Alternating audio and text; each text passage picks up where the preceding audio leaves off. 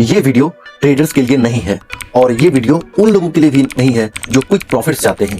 ये वीडियो उन लोगों के लिए है जो आज जिस कंडीशन में है वो 10 से 15 साल बाद फाइनेंशियली फ्री होना चाहते हैं। नमस्कार, मेरा नाम है रणवीर और आज के हम इस वीडियो में समझेंगे तीन वो कंपनियां, तीन वो स्टॉक्स जो कोई रैंडम स्टॉक्स नहीं है, रैंडम कंपनी नहीं है। ये वो कंपनी है जो इंडिया की ग्रोथ स्टोरी से सीधे जुड़े हुए हैं। वीडियो को अंत तक जरूर देखिएगा ताकि आप खुद डिसाइड कर पाएंगे कि हमें इस स्टॉक्स को परचेज करना है या नहीं करना है।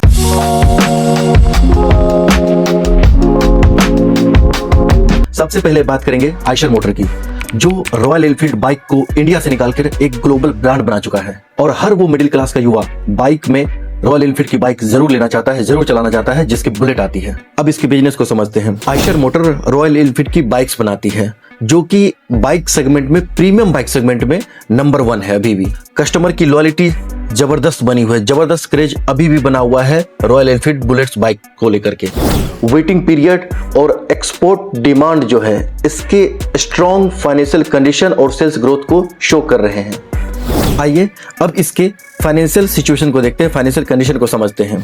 फाइनेंशियल कंडीशन को समझने के लिए कई सारे पैरामीटर होते हैं जिसके आधार पर आप तय कर सकते हैं कि कंपनी अच्छी है या खराब है।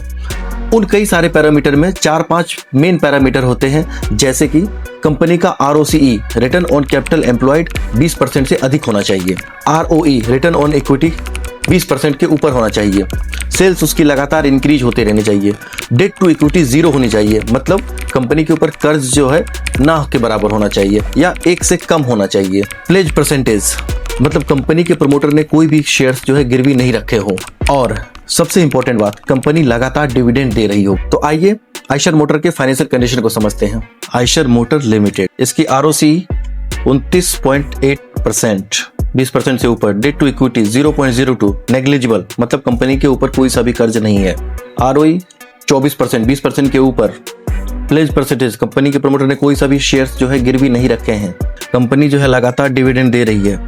इसके प्रमोटर देखेंगे तो 50% के आसपास है, जो कि एक गुड साइन है किसी भी अच्छी कंपनी को पहचानने के लिए। तो ये तो रहे इसके फाइनेंशियल कंडीशन। अब हमें लॉन्ग टर्म में के लिए क्यों खरीदना चाहिए। अभी ये स्टॉक का करंट मार्केट प्राइस चल रहा है 7,000 के आसपास, और हमें लॉन्ग टर्म में क्यों खरीदना चाहिए, क्योंकि आयशर मोटर के बारे में हमने सुना होगा कि किसी ने 1 लाख रुपए अगर 20 साल पहले लगाए होते तो उसके 20 करोड़ से भी ज्यादा हो गए होते। ये रियल एग्जाम्पल है और अभी भी इसमें वही पोटेंशियल है। वो क्यों है पोटेंशियल, आइए 3 पॉइंट्स में समझते हैं। पहला, ब्रांड पावर और प्राइसिंग पावर। दूसरा, प्रीमियम सेगमेंट में लिमिटेड कंपटीशन है। और तीसरा और सबसे इंपॉर्टेंट, इंटरनेशनल एक्सपेंशन जो हो रहा है, जो कि इस कंपनी को फ्यूचर ग्रोथ देगा। अब आते हैं इसके रिस्क फैक्टर को समझते हैं। वैल्यूएशन वाइज थोड़ी सी महंगी है, जैसा कि मैंने आपको बताया था पहले ही, और शॉर्ट टर्म में कुछ करेक्शन संभव है, लेकिन लॉन्ग टर्म में रॉयल एनफील्ड सिर्फ बाइक नहीं, लॉयल्टी बेचती है, लॉयल्टी। और लॉयल्टी जो है लॉन्ग टर्म में पैसा बनाती ही बनाती है, बना के देती ही देती है। अब हम बात करेंगे उस कंपनी की जिसके बिना स्टॉक मार्केट चलेगा ही नहीं। जी हाँ, BSE limited, Bombay stock exchange.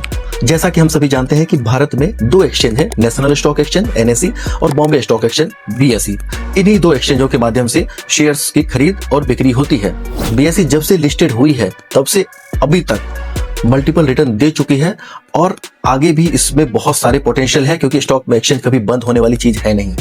BSE limited के बिजनेस को समझते हैं। ये स्टॉक एक्सचेंज प्लेटफॉर्म है जो कि जिसके माध्यम से शेयर्स परचेज सेल किए जाते हैं। Trading fee, listing fee, data income, ये सब इसके रेवेन्यू सोर्सेज हैं। मार्केट बढ़ेगा, रेवेन्यू बढ़ेगी बढ़ेगी। BSE limited ROCE 46%, debt to equity company के ऊपर कर्ज का ratio 0, pledge percentage 0, ROE 36%, dividend दे रही है कंपनी। तो ये तो रही फाइनेंशियल कंडीशन। फाइनेंशियल कंडीशन में भी हमने देखा कि जो हमारे कुछ पैरामीटर होते हैं उसमें भी ये कंपनी बिल्कुल फिट बैठती है। लॉन्ग टर्म में ये मल्टीपल रिटर्न अभी भी क्यों दे सकती है, उसको 3 पॉइंट्स में समझते हैं। पहला, इंडिया का कैपिटल मार्केट अगले 20 साल बढ़ेगा ही बढ़ेगा। दूसरा, एक्सचेंज कंपनी जो होती है वो नेचुरल मोनोपोली जैसी होती है, जैसा कि मैंने बताया NSE और BSE, इसके अलावा कोई तीसरा एक्सचेंज है ही नहीं। और तीसरा सबसे खास बात क्या होती है कि इसमें एसेट जो होता है लाइट होता है और मार्जिन ऑफ जो प्रॉफिट होता है वो हाई होता है। अब देखते हैं इसके रिस्क फैक्टर क्या क्या हो सकते हैं।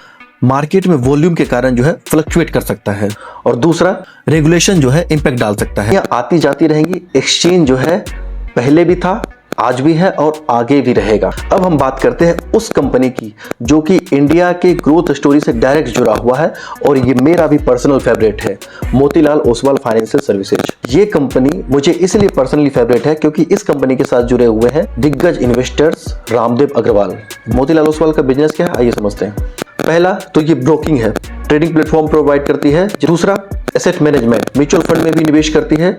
और तीसरा वेल्थ मैनेजमेंट और रिसर्च फोकस बेस्ड काम करती है Motilal Oswal financial service limited. ROC 18% के ऊपर है, 20% से कम है, मतलब ऑलमोस्ट 20% के आसपास।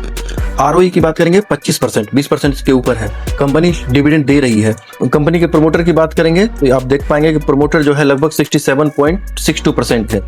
अब ये कंपनी भी हमें क्यों खरीदनी चाहिए आइए समझते हैं 3 पॉइंट्स। पहला, इंडिया की फाइनेंशियलाइजेशन जो है वो अनस्टॉपेबल है। नए लोग ट्रेडिंग करने के लिए, इन्वेस्टिंग करने के लिए आएंगे ही आएंगे, जितनी फाइनेंशियल लिटरेसी बढ़ रही है धीरे धीरे। दूसरा, मल्टीपल रेवेन्यू सोर्स, जैसा कि मैंने बताया एसेट मैनेजमेंट भी करती है, ब्रोकिंग बिजनेस में भी है, फाइनेंशियल बेस्ड, रिसर्च बेस्ड भी वर्क करती है, तो मल्टीपल रेवेन्यू सोर्स हैं इसके। और तीसरा, स्ट्रॉन्ग ब्रांड और रिसर्च फोकस बेस पे काम करती है। इसके साथ ही कंपनी के कुछ रिस्क फैक्टर भी हैं, उसको भी समझते हैं। मार्केट डाउन टर्न में अर्निंग गिर सकती और रेगुलेशन रिस्क, जैसा कि इसमें भी बना हुआ है, जो भी ब्रोकिंग बिजनेस में डायरेक्टली इन्वॉल्व है। जाहिर सी बात है कि अगर कुछ भी रेगुलेटरी इशू आते हैं उसका इम्पैक्ट शॉर्ट टर्म में हो सकता है। हालांकि ये सब शॉर्ट टर्म में इम्पैक्ट डालते हैं, लॉन्ग टर्म में मार्केट ऊपर जाए या नीचे ब्रोकिंग बिजनेस चलता ही रहेगा। तो ये थी वो 3 कंपनियां जैसा जो मुझे लगता है कि आने वाले 10 साल 15 सालों में भी मल्टीपल रिटर्न दे सकती है, आपको फाइनेंशियल फ्री कर सकती है। एक रिक्वेस्ट आप सब लोगों से, कभी भी जो है पेनी शेयर्स में, सस्ते शेयर्स में इन्वेस्ट ना करें, फ्यूचर ऑप्शन से बच के रहें, अच्छी कंपनियों में निवेश करें। अगर आपको ये लॉन्ग टर्म एनालिसिस पसंद आई हो तो एक लाइक करें और इस चैनल को सब्सक्राइब करें, जो कि मुझे मोटिवेट करता है ऐसे ही इंफॉर्मेटिव और वैल्यूएबल वीडियो बनाने के लिए। और अपना राय जरूर कमेंट करें कि आपको इन तीनों शेयर्स में कौन सा शेयर्स पसंद है और कौन सा शेयर्स परचेज करने वाले हैं। मिलते हैं अगले वीडियो में, तब तक नमस्कार।